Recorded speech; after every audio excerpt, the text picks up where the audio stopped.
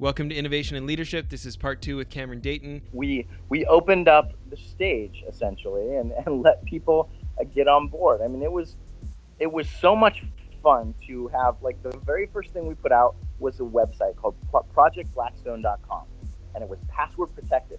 We didn't put out a single banner, not a single ad, nothing to advertise this. We wanted to see what would happen with the word of mouth, and it was amazing. I assumed we would have a couple days, maybe even a week or so before the fans came across it. But there were some watchdogs out there. 3 hours after it went up, it was popping up on gamer news sites. Hey, why did Blizzard buy ProjectBlackstone.com? What does this mean? Where does it go? And there were debates about it.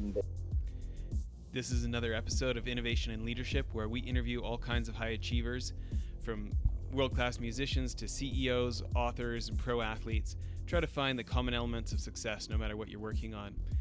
Cameron, we left off, we were talking about the advantages of this crazy thing you were doing at Blizzard with, fake Twitter, real Twitter accounts for fake characters, and like experimenting with media that came across, whether it's comic books or novels or video games and actual social media, where you gave a chance for this audience to be so much more immersed in something you're doing.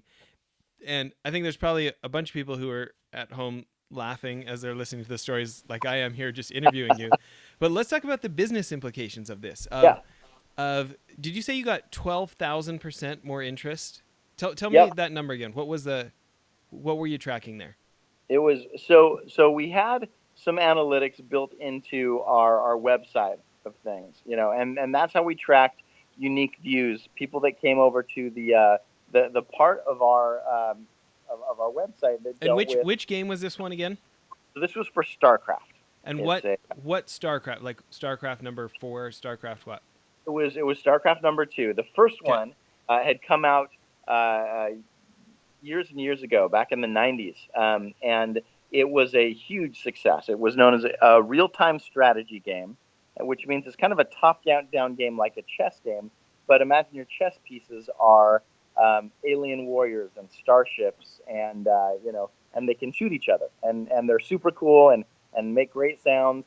Anyway, this game became a smash hit and was one of the many best-selling games that put Blizzard on the map. So the sequel was expected to be even bigger. There was better technology and there was so much more going on. And the first, it was going to be put out in 3 parts: the Wings of Liberty, the Heart of the Swarm, and Legacy of the Void. Each of those 3 pieces focusing on one of the 3 alien races. Well, one of them is a human race that are battling for supremacy in the galaxy. So they'd already come out with the first one, so we had the first Wings of Liberty game, which was StarCraft 2 Wings of Liberty, was kind of the bar where we had something to compare to. And so we wanted to see if we couldn't increase players' interest in the story elements of the game and the campaign elements of the game. The game is wildly successful as a player versus player game, as an esport game, as a game that people get on and to immediately play against their neighbor across the street or somebody on the other side of the world. There's also a story campaign, though, where you play through a beginning, middle, and end of a story that we wanted to make sure the audience was engaged with. And so we measured that by how much they were engaged with the elements of the website that are related to the story, that give character bios and have short stories about different monsters and technology and elements there. So and it's not a mobile game, so we didn't have the constant ability to check when and how these games were being played just yet. My theory was that a transmedia campaign, a story campaign that would engage our audience before the game even came out, would build up such excitement and such loyalty and integration into the story that it would marry them to that part of the game. And so compared between StarCraft 1, Wings of Liberty, and StarCraft 2, Heart of the Swarm, we saw that a 12,000% jump in numbers and engagement with what we were doing. And what did that turn into for success, like financial success for the company? You know what? That stuff is not public. discussable. Yeah, that's not stuff that I but can. but safe to say it was significant. Yes, it was a wildly successful patch, and is considered by many to be their favorite until the next Legacy of the Void came out, which was handled by my buddy James Waugh, and they did a different transmedia take on it, and was uh, wildly successful as well. So Well, um, and the this is lesson learned was yeah, yeah. in rather than just putting your audience in a dark room and saying sit back and watch us tell a story, we opened up the stage essentially and let people get on board. I mean, it was so much fun to have, like, the very first thing we put out was a website called projectblackstone.com, and it was password protected. We didn't put out a single banner, not a single ad, nothing to advertise this. We wanted to see what would happen with the word of mouth, and and it was amazing. I assumed we would have a couple days, maybe even a week or so before the fans came across it. But there were some watchdogs out there. 3 hours after it went up, it was popping up on gamer news sites. Hey, why did Blizzard buy ProjectBlackstone.com? What does this mean? Where does it go? And there were debates about it, and it became this thing where people felt like they were sleuthing out the answer, and they went to the site, and it was password protected. And if you entered the wrong password, red lights would flash, and it would say, "Warning: you've entered unauthorized space. Uh, Put your hands behind your back, and authorities will be there shortly." Like, it was kind of like gruesome military stuff, But it was enough to tease them out. And again, we'd I thought I was pretty clever. We worked with our web team to hide the password in the coding on the front page.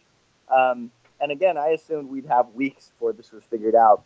It was really, once it was discovered, and only a matter of another couple of hours before somebody on the forum says, "I figured it out. I cracked the code," and threw it out there. And this kid was put on the shoulders of everybody. He was the hero of the day for finding this code. It was passed around, so everybody shares the password. They go put it on the site, and it opens up, and they're in the email inbox of a xenobiologist who's been conscripted by the Dominion government to help them weaponize new alien findings. And all of a sudden, the fans have this emails they can dig through for juicy bits of story, and they find out, whoa, somebody to search for this scientist's name.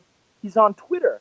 He's been tweeting for 3 months. Oh my gosh! everybody ran over there to follow the story. So they were they were sleuthing and figuring out and picking an active part in the revelation of this story. And to take this out of the fun geeky part of it, they were partaking in our product. They were playing our game without having put a single dollar down yet. And it's one thing to say, hey, this forgetful little game where connect the dots, or crush candy or whatever. Uh, there's definitely power to that. But when you can get somebody uh, involved in the story, in the lore, in the characters, and the passion of what's going on, you get Blizzard fans. You get fans who are lifetime uh, connections, who are lifetime friends to what you're doing, because they know these characters. They've worked with these characters, and that's you can ask any of the massive demographics who come to BlizzCon every year why they do that, and it's because the stories told by this company are connected to great games, but they have characters that the audience feels connected to, and that's what transmedia is about. And it doesn't just have to be for video games. But you Every know what? company Yeah. story. No, I mean, it makes me think of that Jay-Z book that came out a few years ago, Decoded, where Yes. he had pages hidden, and people, like, fans had to literally go on treasure hunts trying to find stuff for this Jay-Z book, right? Yeah. And Yeah. they got all this free press they never would have gotten. I mean, like, it was like an experience. It was like there's a bunch of rappers that have had books come out, right? And he got so much more out of it because of this. Thinking a little bit what would be fun as the consumer, what would be Right. entertaining, right? And I mean, you think about entertainment as a business. I mean, there's so much of the regular business to business world or B2C world that has gone past regular advertising and has gotten into content marketing. Uh-huh. But really, you see those leaders like the Legos of the world that now have a Lego movie, and they're going, Uh, or like, the Bloombergs of the world that they figure the best way to sell the best way to sell their computer, right? Essentially, that's what a Right. Bloomberg terminal is by being a media company and getting tons and tons of attention for making media so good it's like a profit center, and Right. then also we get to sell our stuff. I Right. mean, it's Exactly. funny. It's interesting to me. You brought up esports, right? And StarCraft is obviously a big name and has Yes. been in that world. And it's funny to me where you can look up a Sports Illustrated article about video games, right? Because Ah, Sports right. Illustrated, we think of basketball and NFL and whatever, right? Uh-huh. And as far as people who are trying to think, hey, lifetime value of a customer, I want to get young people buying our stuff, so we make the most amount over lifetime. Marketing to the young is something that's um, obviously America is pretty obsessed with.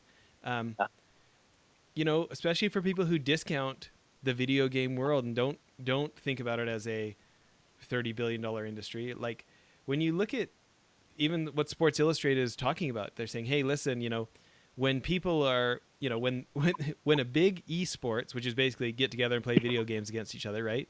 When there's $20 million in prizes, and like yeah. the top team, each of those five guys are bringing home $1.8 million for playing video Yeah. games for the weekend.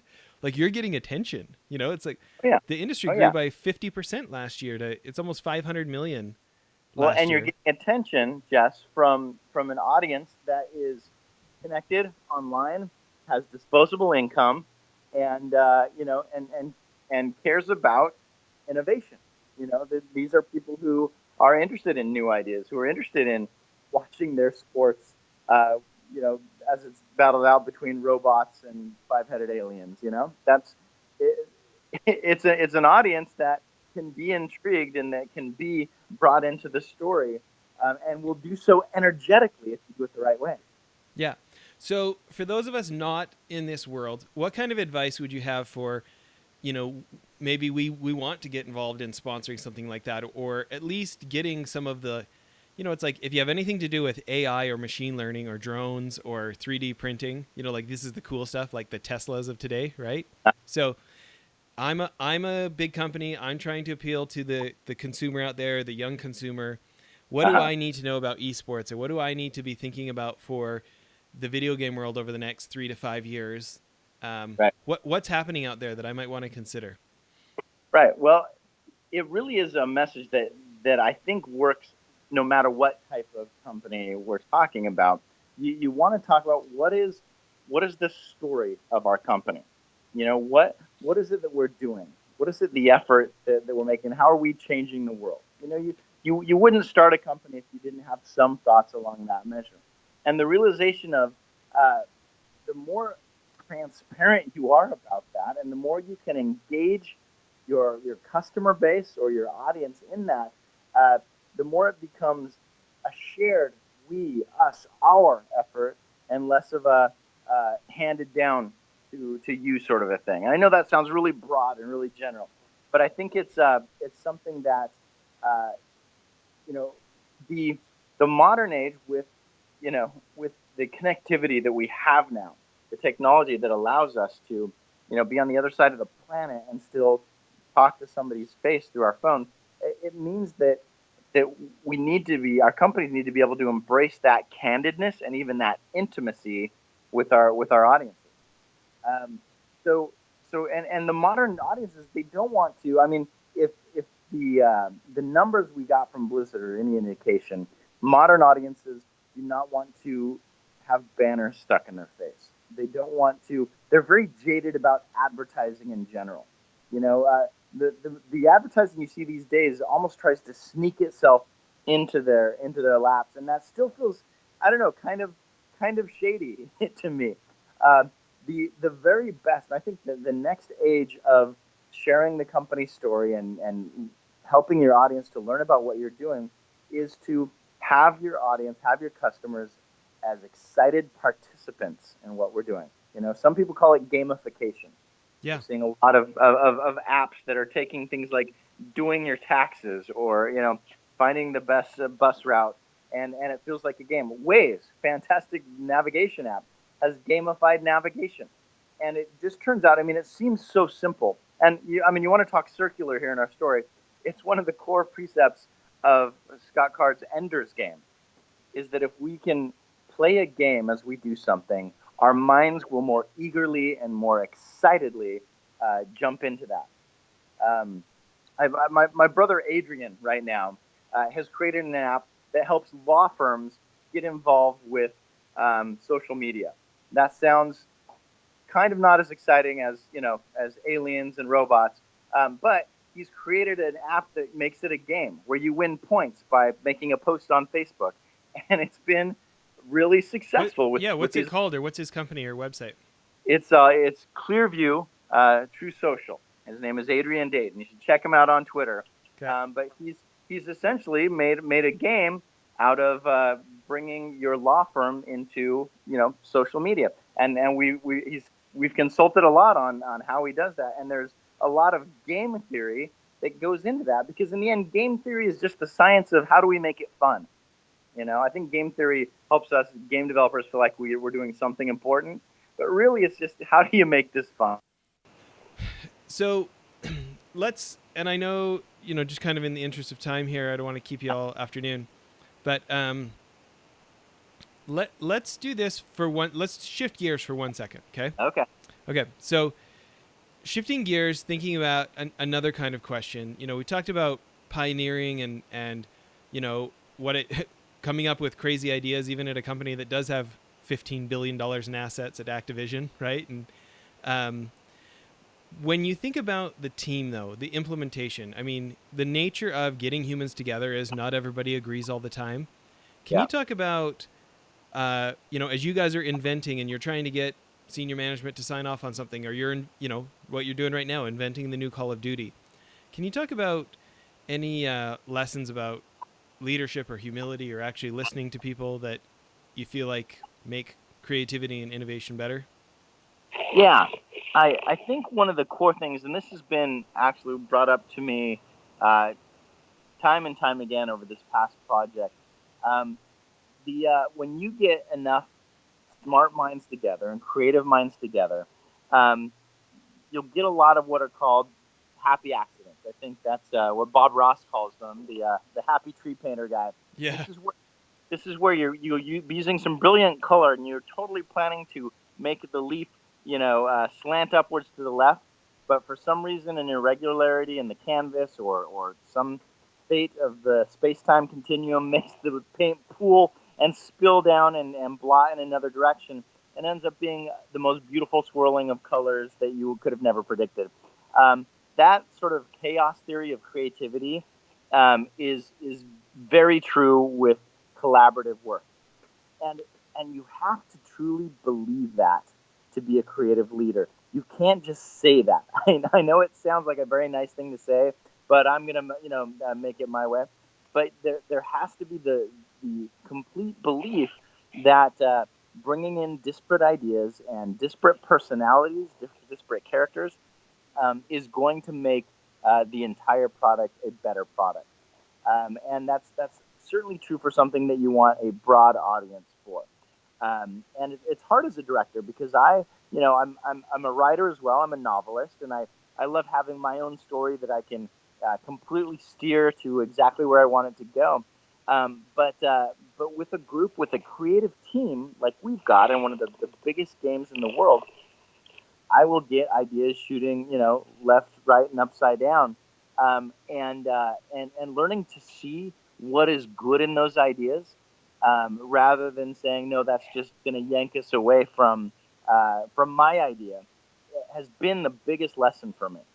And sometimes it's not easy. Sometimes it's an idea will come in, a creative idea that seems so out of left field that your first response is to chuckle, and that's okay. But my advice would be take that extra 10-15 minutes after a creative meeting and really sit and look and see where that came from. Maybe even the idea itself wasn't expressed in the best way, or maybe it was really trying to communicate a need for a different sort of entertainment, or a need for a different sort of perspective. It's so valuable, Jess, and this is where many brains are actually better than one single brain is creating something that is truly truly creative. Any tips for, those of us who are in charge, who recognize I could probably be a little more humble, and I could probably listen to people's ideas more fully to look Right, for the kernel of genius instead of dismissing it right off the bat? right, right. I think, yeah, it's hard. I struggle with it myself, you know, and oftentimes it's not even so much uh, the case of, well, I'm always right. It's just this needs to be done, and if I don't, get on it and do it, it won't be done, and it won't be done right. Um, and I the luckily I get plenty of reminders to stay humble and keep it on the on a lower pitch there. But I whenever I get an idea or something is brought to me by somebody on my team, by one of my designers, one of my artists, one of my writers, um, if it is something that is shockingly good, surprisingly good, humblingly good, I will actually save that. I've got a file on my desktop where I save those things from projects years and years gone. It helps to be reminded that sometimes uh, you're not the brightest bulb in the room, and sometimes Yeah. somebody has a better idea. At Chair, we had a plaque written over the door that said, "The best idea wins." And it seems so trite, but really what the thrust of that idea is, it doesn't matter who had the idea. It doesn't matter where it came from. When it's the best idea, it's all of ours, and that wins, and we all win. I love it. Well, listen, we appreciate how much time you've shared with us. When is the new Call of Duty out this fall? So it'll come out November 3rd is the official launch date, and there's going to be a media frenzy around this, the likes of which you've never seen before. It's we've done some big stuff, and you're going to see some fireworks. It's going to be a lot of fun. Definitely get in and play the game. There's a lot of focus on the sacrifices made during this war, and the what it means to humanity, and get in and try the zombie game too, because it's just super fun. It's yeah, it's something we're really looking forward to getting into your hands. Love it. Well, as far as people reaching out to you, what's the best place? LinkedIn, Twitter. What's the best way for somebody who wants to reach out to you? You know what? Yeah, for anything regarding business, LinkedIn is always the best. And just look under my name, Cameron Dayton. Twitter is great for quick responses at less than 145 characters, so that's good as well. And again, both of them just under my name. Well, thanks so much. Thank you, Jeff. Well, that's it for the episode. One other thing I wanted to tell you about, if you remember the guys from Convoy in episodes back, Ken Free and Trent Mano, I went on one of their CEO trips to New York, and I met a guy named Brent Thompson, very successful entrepreneur. He was former CEO of Jive Communications, big company now, I think $300 or $400 million. Anyways, he started a new company called blipbillboards.com. I'm super stoked they're a sponsor now. But I remember a year and some ago when I met him, I thought it was genius. Instead of having to buy 6 months or a year's worth of billboard for thousands of dollars, you can buy 8 seconds at a time for like 10 or 20 cents. You pick what billboard you want it on, what time of day you want it to run, and it just puts so much power in the hands of marketers and CEOs who want to try something and see if it works. You can buy as many or as few as you want, change it as many times as you want. I think now our podcast is being advertised on billboards in like 18 different states because we have these guys as sponsors. We're pretty excited about it. Hope you check out blipbillboards.com. Thanks.